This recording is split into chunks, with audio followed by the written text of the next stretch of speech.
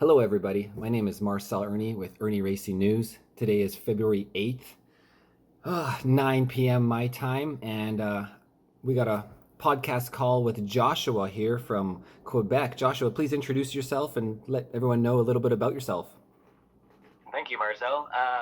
So I am Joshua Illuminator. You've probably heard my voice from one of your previous videos from Marcel.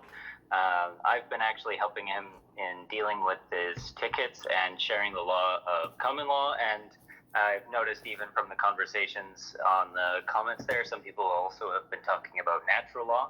I've been helping him in clarifying some of the misconceptions around common law and, of course, natural law, because, without getting into that topic too deeply, they are deeply connected, but there's a lot of misconceptions.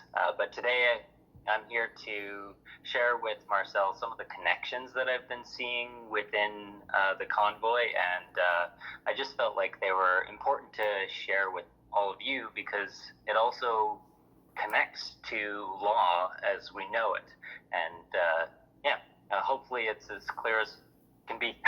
Yeah, so let's kind of connect some dots here about the convoy, the Freedom Convoy. Who is the Freedom Convoy? What is the Freedom Convoy? We really didn't know anything about the leaders or the organizers until the press releases started to come out, and I personally missed the first two press releases because where do you find information in a censored world? Well, Telegram is one, Signal, peer-to-peer, and now what I'm doing is getting information from peers, people to people, sharing information with me personally, and I'm able to get that out on the YouTube channel that you guys are watching right now. And I mean, a lot of people don't even know who are the organizers of the Freedom Convoy 2022, as they call them. And so luckily in their last, which was a preemptive SOS, where they're saying like, hey, we might have a blackout, communications blackout. And essentially, we need your help. We need people to come to Ottawa, maybe not tomorrow, but we need you guys to start thinking of getting down here. Yet at the same time, we also have other battles going on in Canada, at Coots, Milk River down there, doing the border blockade, and now the Ambassador Bridge, right, in Ontario as well, which is going to Detroit. And there is talk about British Columbia. I'm getting a lot of phone calls, Josh, from the States. And so that's something we're going to need to talk about. Things are happening in the USA. The USA is watching, and there is a lot of people doing things right now for freedoms. So let's get into the first topic. We'll go over the organizers and who they are and what we've learned about them. But to start it off, it's like, what do you think their intentions are of the convoy, and how does it relate to politicians and the police?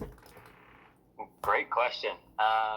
Well, to give a bit of background, I've actually been following the convoy since the first one that they did. So this is actually their second effort that they've done, and a bunch of new individuals were involved in it. So the first one, there actually wasn't any figureheads. It was a bunch of truckers that were acting on what was occurring in Australia. And then this time came around in early January was when I first heard about it.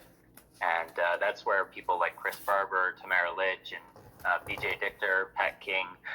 Pat King's kind of on and off as one of the organizers, but I mean, he seems to be always thrown in the mix, even if he's not seen in the scene. And so I've been watching a lot of the press releases or the information that's going out. And granted, I don't know all the information. There's a lot of things to follow.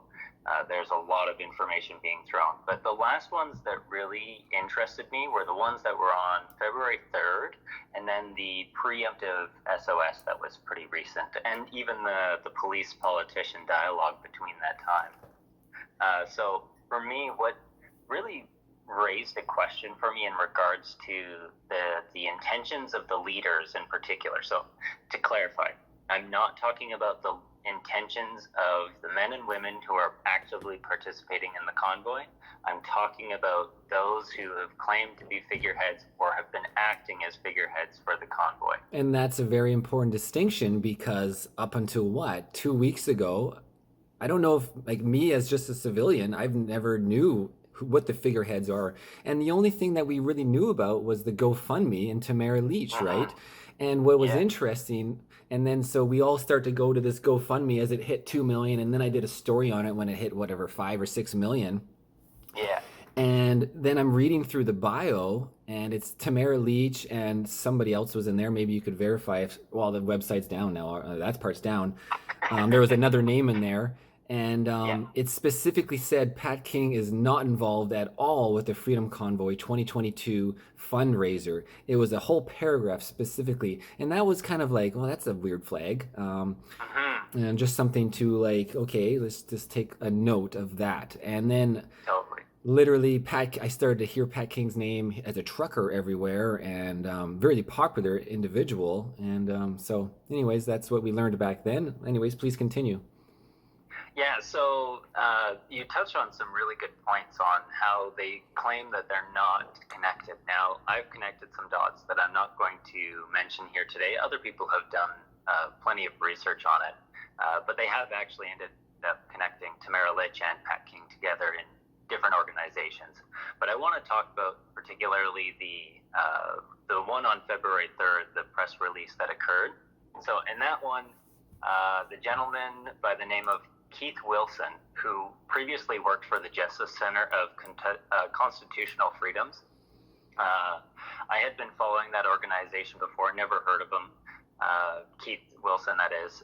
But Keith did most of the talking in that one. Of course, Chris was present but wasn't speaking. Tamara spoke, and then there was another lady who did a general Quebecois translation. But what Keith ended up saying really caught my interest because I noticed at the beginning of the convoy, Tamara and Chris Barber in particular were very emotionally involved in the convoy, but I noticed when they started speaking at this one, they didn't seem as connected. And then something that Keith Wilson mentioned really caught my attention. And so Keith ended up talking about, this was before GoFundMe pulled the funds, about the business and essentially lawful breakdown of what they planned on doing or actively were doing for the Freedom Convoy 2022 is what they called it. Mm-hmm. And what's interesting is they were actually incorporating a corporation or a not-for-profit organization, setting up the appropriate banking accounts and other banking establishments. And then they had a team of lawyers, a team of accountants, and they were also holding funds in trust. So that's actually a legal term used to describe holding money in the benefit for something, and they claim the cause to be the trucker convoy. Now, those details are not specified, but it means that essentially a trust account has been created and that it's held for the sole purpose of an individual, a man or woman, or for a corporate cause, or like a not-for-profit. Yeah, I found that right now. It's at 14 minutes and 20 seconds, and we can put a link in the description for people where he's talking about a not-for-profit Canada corporation. We've taken steps to establish the appropriate banking and other arrangements. I'm just reading as he goes of all the funds. Okay. Yeah, and what's interesting is what he's actually doing. So. And sorry, and it says the accounts are being held in a trust for the benefit of the movement, the benefit of the movement. Yeah. So one of my backgrounds is actually in business. I used to be a branding specialist before I really got into law. And if you've read my document in the first video that you and I did, Marcel, I ended up sharing a document that has my story in it of how I ended up learning common law and natural law and started applying it. And so I loved business, still love business. And so I know some of the language around it. And the fact that they're using lawyers and accountants, and in particular corporate lawyers and accountants, which are notoriously expensive. So there's a lot of money that's being shifted around in this type of language, and especially the fact that they're, as Keith states, he's doing all the necessary accounting and legal checkboxes. So he's making sure that all the X's are checked, if you will. and he's going through the appropriate, or his team is going through the auditing procedures, which means they're also making sure that all the money is accounted for. That's an intensive process. That's not something you do for something small scale. So for me, the fact that they only had $1 million released at this point, which I wasn't aware of until they closed the GoFundMe account. And they already did a lot of work for that $1 million in terms of accounting and corporate. Well, it also begs the question, is there possibilities of more money? I mean, even on the information that I'm not going to discuss here today, but if you do some research, it's entirely possible that they could have more money that's funneling through. I mean, the whole purpose of a corporation is to remove liability from an individual. And the question is, why would they want to remove liability from their shoulders and incorporate a business? And what it also does is it makes it easier to hide money. And we all know the corporations are actually the doomsday of democracy. If you guys really look back, when did democracy end? It didn't just end 2 years ago, guys. We've been living in a fake democracy since the corporations began, because there is no accountability. And so when we come back to the orchestra of C19, the billionaires and the bankers and etc., big tech, big pharma, big assholes, right? Big media. I had some laughs on that one in a video before. But accountability, when there is no accountability, when there's no transparency, flags are raised.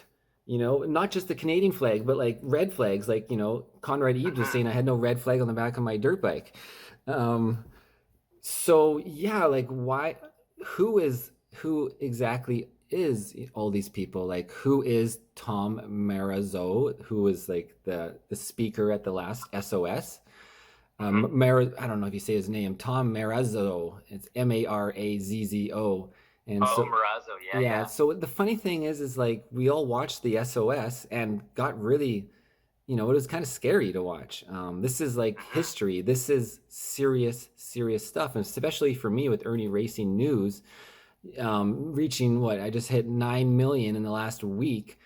I have to realize that I am, not only was I a target in Kelowna, but I am also the large independent news now. And so it was kind of scary seeing like, hey, they're going to go after the media, and I'm one of them, right? And then it's source, who is Tom, and who, we got Bridgette, we got Chris Barber, Tamara Leach, Sean Tyson. Obviously we all know who Dr. Hopkinson is, and then there's Jeffrey Bovin and Dana Metcalf, and we all know who Dr. Paul Alexander is. So we know the doctors, because I know they've been fighting this fight for a long time, and Dr. Brittle out of Ontario as well. I'm surprised he's actually not in this group, because he's been a huge spokesperson out of Ontario as well, and any person that spoke out was, of course, attacked, right? I guess I'm getting a little off topic here, but... Yeah, no worries. But you touch on some really good points, because, I mean, ultimately, we should be asking that not even just for the trucker convoy, but also for the individuals that are acting as the so-called opposition. Because based on my research, and I haven't been able to verify yet, that's why I don't want to speak on it, I've even seen connections drawn between even some individuals within the police force. Like, I'm trying to remember the chief of police of Ottawa. I've seen his name for sure. There's some really interesting connections that are being drawn out there, and I haven't been able to determine which ones are accurate or not, so that's why I don't want to go into it. Is it Peter Slowly? Yeah. But what's interesting, though, is I like to look at people's actions for their intention. So using the trucker convoy as an example, the fact that they're setting up a corporation in going through all those steps, to me, that tells me they have a financial interest in what's going on. And then if we even go to the opposite side, if we look at the politicians and the police, they talk a lot about inciting violence and talking about people in a very disrespectful manner, and they even name call people, which to me is an instigation of the emotion. So even talking about our common law conversation, when they try and instigate the emotions, they're trying to egg us on. And why would they want to egg us on if they were not wanting violence? They want us to throw a punch, if you will. And it really makes me wonder, because they've been talking about how to increase the police force, if you will. They're bringing in so-called tactical units. I haven't seen any information to confirm this, but they keep claiming that they're going to be increasing the level of measures and the police present in the city. I have yet to see evidence of this, but that seems to be the dialogue. And what's interesting is it does two things. It angers people and it puts them in a fear place. And so for me, it's like a clear indication that what they want is they want to frustrate people and they want to make them get angry. They're exaggerating. Yeah, the police are exaggerating the circumstances. They're lying. And you listen to CBC, it's like, yeah, people are violent, Yeah. but yet there has been no accountable proof. We have seen zero. So they keep saying, and I just watched like freaking 3 hours of the Parliament. What a waste of time. And it just, there's so much violence, and the GoFundMe was shut down because there's violence, because the police chief says there's violence. But well, there's a lot of video footage of police violence. In fact, it comes out every day. I just keep getting people sending me, often in Ottawa or Alberta. The Calgary police, they just arrested Pastor Arthur Pileski for the 5th time in the last 365 days, coming to his house. And because he was protesting, which is your legal right. What about the fellow that was arrested for honking his horn? He wasn't even in the town. He's probably just honking his horn, just having a good time. And he actually, he doesn't know his rights. And this is the one where he went to his trunk to grab his wallet out of the back. And you have this young 24-year-old police officer who, essentially arrests him for no reason. And on and on. What about the guy in the green truck who's seen that video, the green Dodge, where the cop backed into him on purpose, and the guy then the guy opens his door and rips him out of there again. Like, I would have locked my doors and be like, "You need a warrant. I'm not doing anything here." But you bring up an interesting point too. I mean, I've been on the ground in Ottawa, and what's interesting is we've been shown and displayed so many instances of police injustice, or violence from even being talked about on both sides, and I have yet to see that actually play out in real life. And even individuals that I've talked to that regularly go to Ottawa, most of the situations are actually really quite peaceful. And so it's fascinating how this violent dialogue is actually being exaggerated on both sides. Yeah, exactly. They keep saying how violent the protesters are, and there's certain people they get on the phone on CBC to say, "I'm really scared and I hate these guys." They find the one guy who is, they will speak his mind from that crazy perspective that we think anyways. But they never interview anybody else, of course, and we know the fringe minority is the fringe majority. And so we have evidence of police brutality and mischief and wrongful arrests, but where is the evidence of protesters causing any issue? There is none. And if there was, I would like to look into the details of it, whether it was instigated, because there's also video footage of a guy saying, I just threw it out on my other channel, it's like, we caught this guy who we think is a Fed, and he's instigating people to get together in groups and cause problems. So he is trying to encourage people and influence people as a group. And they were assuming he was a Fed of some sort. And this, I mean, because I know we want to lead to the direction of accountability, and that one's really important. But it also raises a question around our nature, if you will. Because if you really think about it, I mean, we have a lot of reasons to be really passionate about what's going on in Canada and even across the planet. This is not unique to just Canada, of course. And what's fascinating is the people of Canada are not getting violent. And to me, it's like a great example of really raising a question.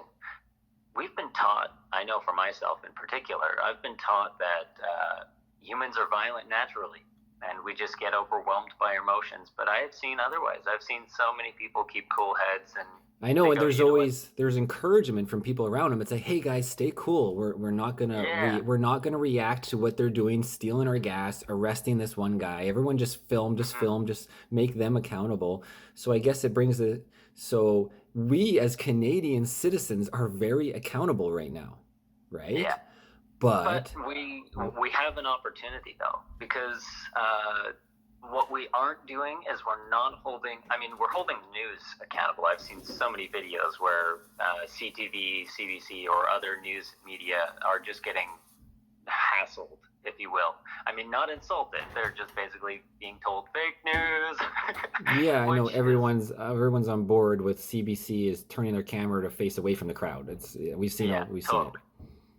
But I mean, that's a beautiful example of accountability. But we also have other opportunities, and that's where I'm excited to be able to help you, Marcel. And I don't want to go too much into what you and I are doing, because I think it's important to leave that to watching the story unfold and acting on it. But we need to hold people accountable on all levels. So, like the police, if they're going to be making false claims about people, we need to, as a people, learn how to hold people accountable like that. And the beauty is with the knowledge of common law and natural law, we discover that police, politicians, and anyone that claims to be a leader is actually a public servant.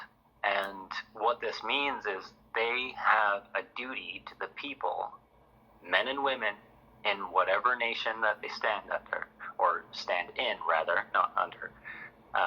And it is also the people's duty to hold them accountable. So if a police officer says, show me your identification, or all these other things, and he continues to persist in the matter like yourself, guess what?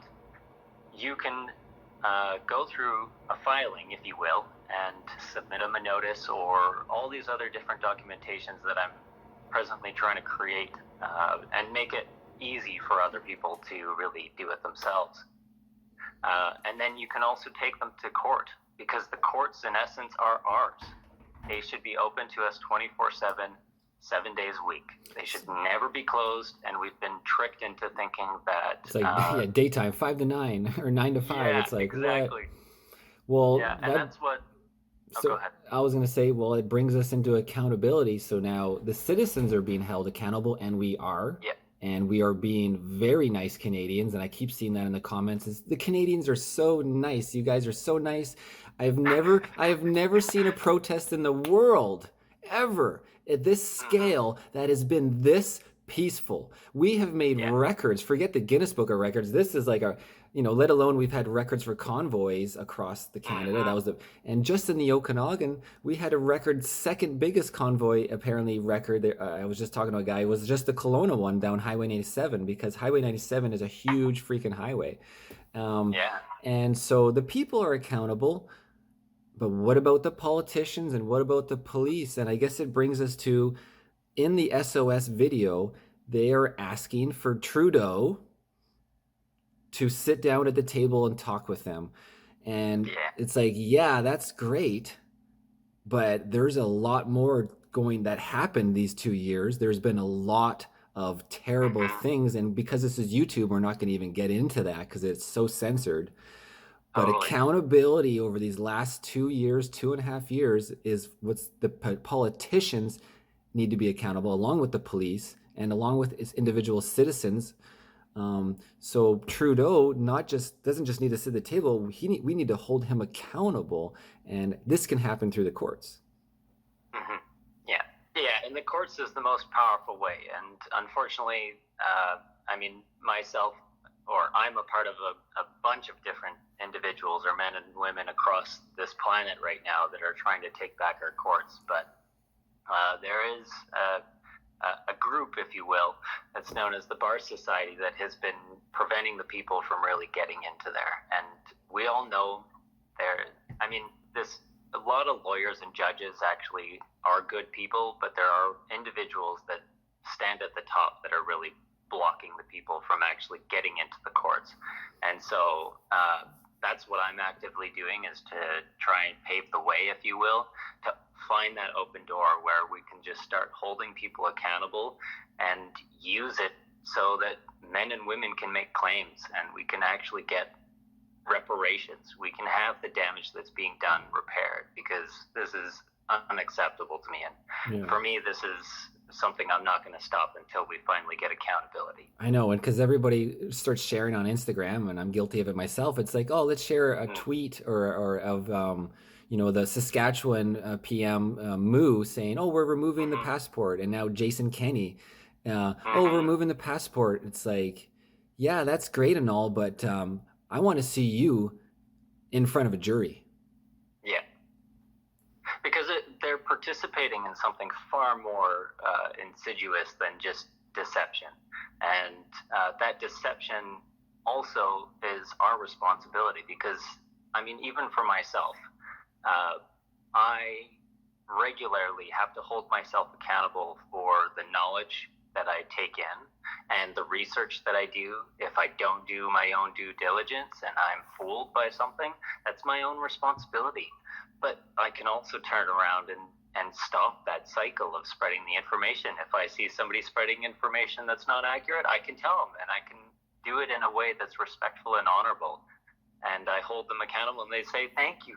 I'm so glad you stopped me." Well, it's the push and take. It's always you're always learning, and that's what typical science and how it works is. You're never right. There's always pushback, and pushback is how you evolve and you learn and things get better. There's no science. It is always an evolution of learning, because one guy a long time ago says this is that, and then all of a sudden, no, it's actually now we know more. Yeah, and part of that accountability is being able to stand up and say, you know what, I made a mistake, and that's okay. Based on the information I had at the time, just like a lot of people got the first in their arm because there was no information out there. And now there's a lot of information out there, and that needs to be looked at. So, I mean, look at how many times, the premier said, oh, we're never going to, masks don't work in the beginning. And then all of a sudden, oh, we're never going to mask our children. And then all of a sudden, oh, we're masking our children because now they work. The narrative keeps changing, and us as humans, unfortunately, forget so easily. And we're so easily brainwashed. Just look at the, Castanet did the smear article on me. And it was an opinion piece about my story, my personal experience with Conrad Herbs, but nobody called me to write a story on my story. And that is journalism 101 propaganda. There's actually a code of ethics for journalism, and it specifically says you must do your due diligence to find the story. Totally. And just another example of what do they call it? Not mainstream media. Now they're calling it dinosaur or whatever it was, media. So we need some accountability. I haven't heard that term. No, it was in. I can't forget it. They called it something in the SOS video. A new term for the media, because we can't call them mainstream anymore. No, we can't, because they're no longer mainstream. No, because they're exactly. So, anyways, back on track. And so the humans, we are being harmed, we are being attacked, and we want to see accountability. We want to see people go to jail. A lot of people want to see much worse than that. They wish we brought back different terms of that as well. Jail is not enough sometimes for genocide and etc. Right? I actually have my own perspective on that matter. I would say the most valuable form of accountability for an individual, especially when they've caused so much deception and wrongdoing, like, say, our prime minister. Yeah, just name calling alone is terrible what he's doing. Yeah. And all the deception and the dances that he does, it's like, okay, how would you make somebody really accountable for that? Make their life of service to the people. Make them actually truly live the rest of their life out serving humanity, if you will, men and women who they have wronged. That is the most humbling experience you could ever have. And I know, because I've ended up having to do that myself. I've had to serve people that I've wronged, and it's incredible, because that's when we realize that people are willing to forgive. And yes, I do believe that we need to even forgive ourselves in so many different ways, and it's a really difficult process, trust me. I have my own personal experiences that I won't get into today that ended up, I had to do my own process of forgiving and even accountability. It's a difficult process at times, but it's really worth it. And especially if we just start with holding those who have wronged us accountable, we can start even holding ourselves accountable. That's the base. Accountability for ourselves, accountability for everybody. So, what is the next step? What is going to happen like this with this SOS and the police? There was no blackout of communications yet. What is it? What does the future hold here? Well, for me and the other individuals that I've kind of joined forces, if you will, and is really getting our courts back. That's where I've been focusing a lot of my efforts, and that's where you and I will be working together, Marcel, is hold the corporations accountable. Yeah, is using the power of our documentation, our words and actions to really stand in our power and not stand down when somebody says, nope, you're not allowed to do that. When you know there's truth and you know what's right within you and you know you've been wronged, you have every right to seek reparations, to seek that damage repaired. And that's what I intend on doing. I want to brief on a little thing that's building about the USA. So an update for everybody. So because of what Irnieracing has become by accident, I am getting a lot of people reaching out to me. I had a conversation with a lady in Tennessee today, a fellow in New York, a fellow in Oregon, North Carolina. So I'm getting lots of information coming at me, and it's overwhelming because I'm just a one-man show. And there are people in the USA who are done with these mandates, just like Canada. And so we have become the example. We've kind of become the influencers of the world, you could say. And now, a lot of countries are paying more attention. So the woman in Tennessee says she thinks around 80% of her community is awake to what's going on with the bullshit, right?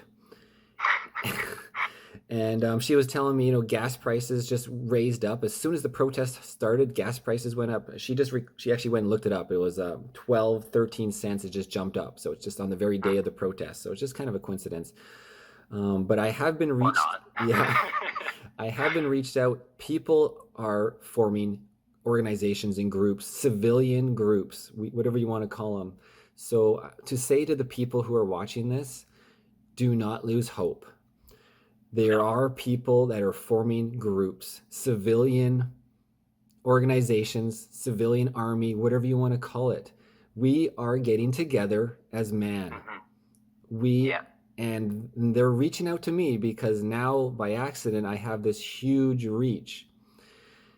And I'm going to be there to help humanity in any way I can.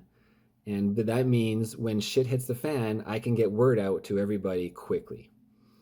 And about raising money. When we need to raise money for the appropriate reasons to help humanity, we need people like me who are now, we could call it a social influencers. I'm going to have to reach out to influencers. So if you're watching this, guys, and you're a large influencer and you have a large following, please send me an email, and then we can collaborate this on the future as things get more serious.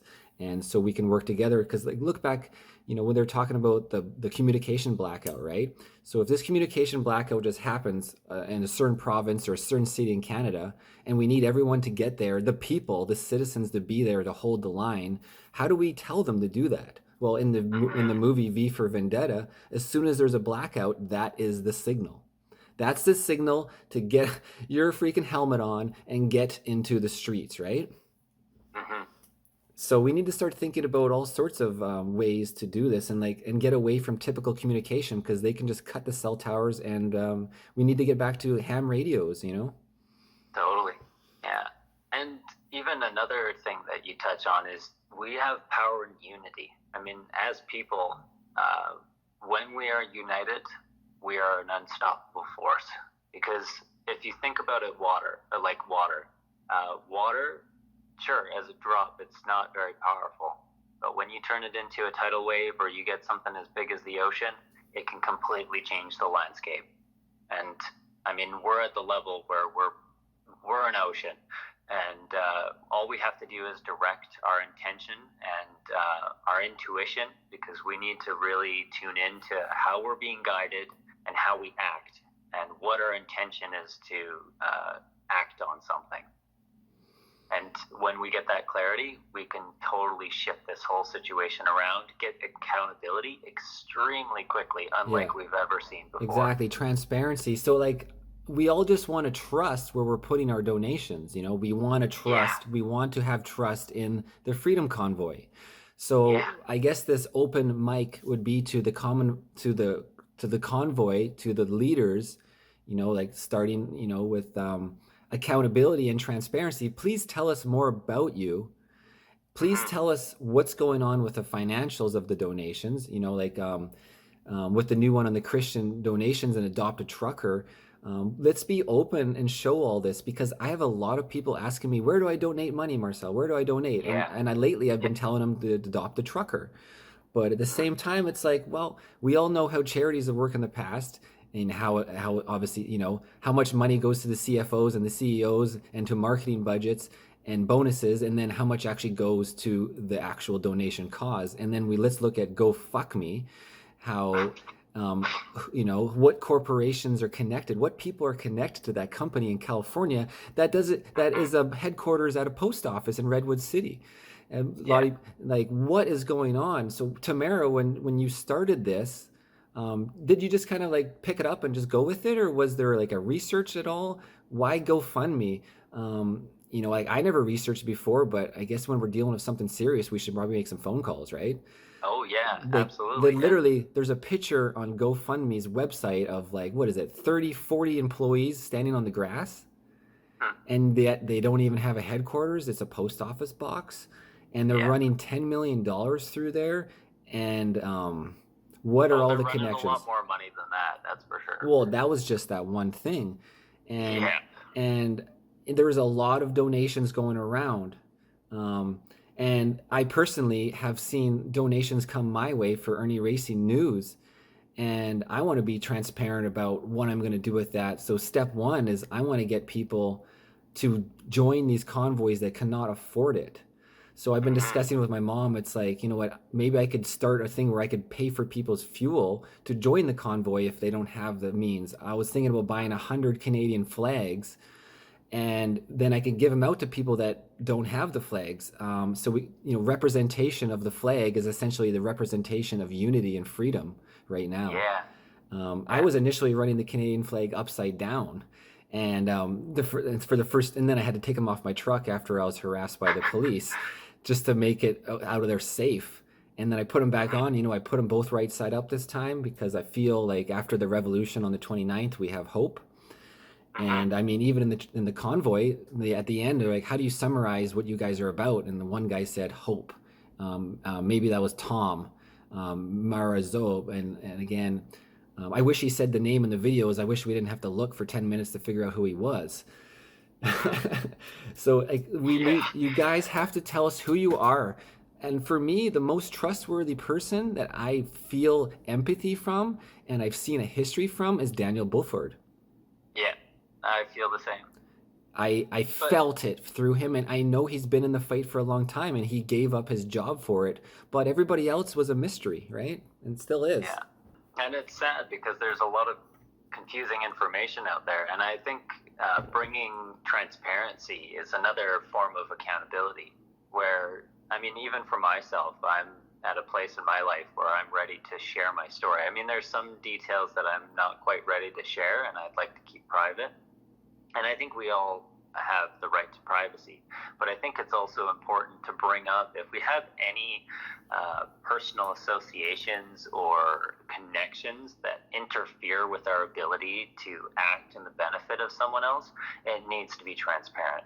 Like, if you're even a judge, a lawyer, a part of a freedom convoy, a police, a mayor, a leader of a country, or whatever it is, if you have a secret association that you have that ends up influencing or affecting your ability to act in the benefit of the people, don't do it. Well, and that's where we are right now with Trudeau. and Yeah. his associates and his secret organizations, and he's in what's the world organization that he's in as well? Well, there's a bunch of them. I mean, It's like yeah. a corporate one, exactly, where they all meet once a year. I can't remember; it was right on my mind. But I'd be tempted to name names, but I don't want to do it yeah. because of the platform we're on. So again, allegiances, and how did Trudeau even get into office? We can only speculate that this wasn't over a vote. This was a long No. time in the coming, right? Yeah, and it was planned. It was not something that us, the true, real people. I mean, actually, I don't want to discount these people. These people have their own secret associations. They're people too. It's just they've been thinking that they're superior. Well, because when we vote for somebody, it's like, yeah, we got like four people to vote for, or in the States, often two, left or right, or red or blue. Yeah, Well, yeah, it's not like we're actually getting much options. It's not like we're actually, those people are propelled up through these yep, societies. Like, yep. break it down. It's like, Trudeau was put there, he was pushed in there, he was financed. Where do you think all this influence comes from? It's from his connections. And then, everyone makes fun of him. It's like, oh, his wife, or he's just the son of Castro, right? And just whether it's a joke or it's true, it doesn't matter, because the association is there with the family.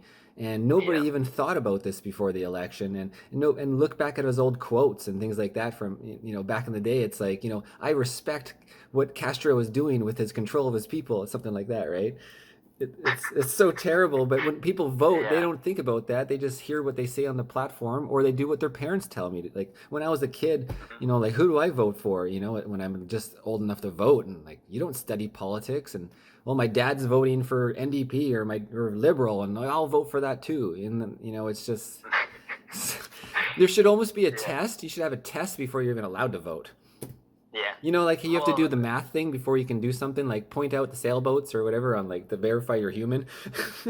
well, I'm kind of a different perspective. I would rather be inclusive rather than exclusive, because if we think about what's occurred in our society, I mean, especially if we look at the so-called elites or secret societies or whatever, their perspective is saying you are excluded because you don't fit the right criteria. And I think what's the only way to amend that is through, of course, accountability, but then also inclusivity, including everyone in any manner. And if they don't fit according to our standards, like let's say they have programming that makes them abusive in some way, how can we amend that and make them into an individual, or not make them, but show them how to truly come to a place where they're not disrespecting or hurting anyone. And I mean, it's an ongoing process. It's like there's no such thing as perfection in my mind, and it's always just, what are we desiring? What do we intend on creating, and what do we want to end up doing? And for me, I want to create an inclusive culture. I want to hold each other accountable, because to me, that's the world that I really have always wanted to live in, because my father didn't even give me that. Well, it sounds like we need to get rid of the corporations or get rid of shareholders and all this bullshit. I mean, you can never have accountability with corporations and sharehold companies. We need to get back to the family companies, Yeah, exactly. And that's why I work with AMSOIL, because it's a freaking family company. There's no shareholders. They only want to make the best products, the best oil, the best grease ever, right? And it's not about just like, oh, how do we make more profits every month, right? Well, I mean, every business and all of our lives is about profitability, but profitability, business or even our own personal lives, is about enjoyment.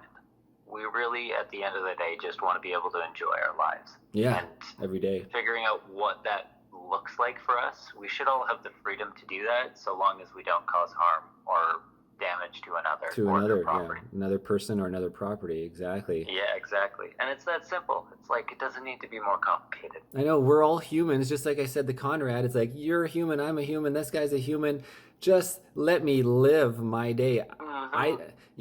Castanet said that I gave him a call. It's like, hey, can you send down a guy? I'm trying to make a film about RCMP harassment. Can you send your favorite guy? Oh, it's Conrad? Perfect. Send me Conrad. Because this is essentially the smear piece that they said. Is they said, I was an instigator for film.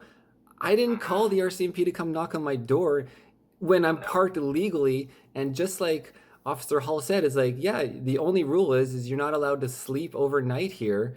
And the bylaw Mhm. guy says the only rule is like, if you're still here in the morning, we'll give you a ticket in the morning. And Yeah. so I just want to live my life. We all just want to live our lives. But right now, people are in their trucks in the freaking freezing -20 Celsius, and they all want to go home, just like they say in the video, and everyone says, but Hmm. we can't just go home to tyranny. We have to No. hold the line. And so, what can we recommend to all these truckers and all these people who are supporting this movement, this revolution? Is what do we say to the police, the RCMP, the Calgary Police Service, the Ottawa Police Service? What do we say to them who are human with empathy? What do we say to the politicians who are watching this video? How do we have unity? How do we get rid of the tyranny, the totalitarian regime? How do we instigate hope and unity? What do you think? Well, first and foremost, we need to stop blaming for the people for things that we ourselves are responsible for. We're responsible for our own emotional well-being and our own mental well-being. If we don't account for those, we can't hold others accountable.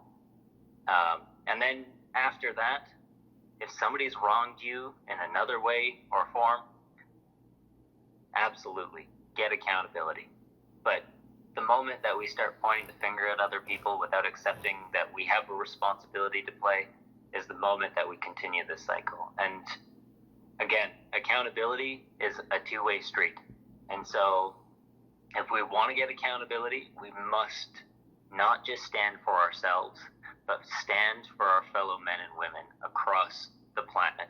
Not just in Canada, not in the United States, not just in Europe or China or Japan or anywhere. We need to stand as a people, not as a country or a patriotism or an ideology or a religion or a color of our skin. It's about being united as people because we are all essentially the same.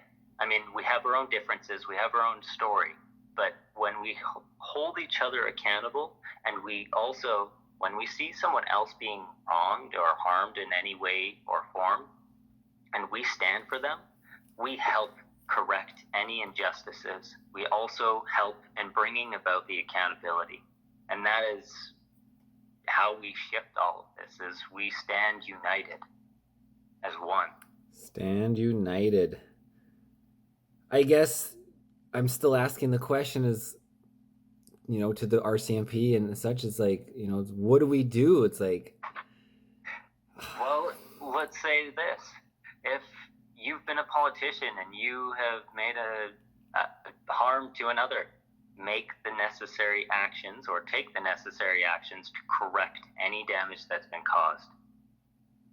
If you know you've caused damage to another, it is your sole responsibility to correct it, to repair it. And if you don't, then the people will hold you accountable. And we have every right to.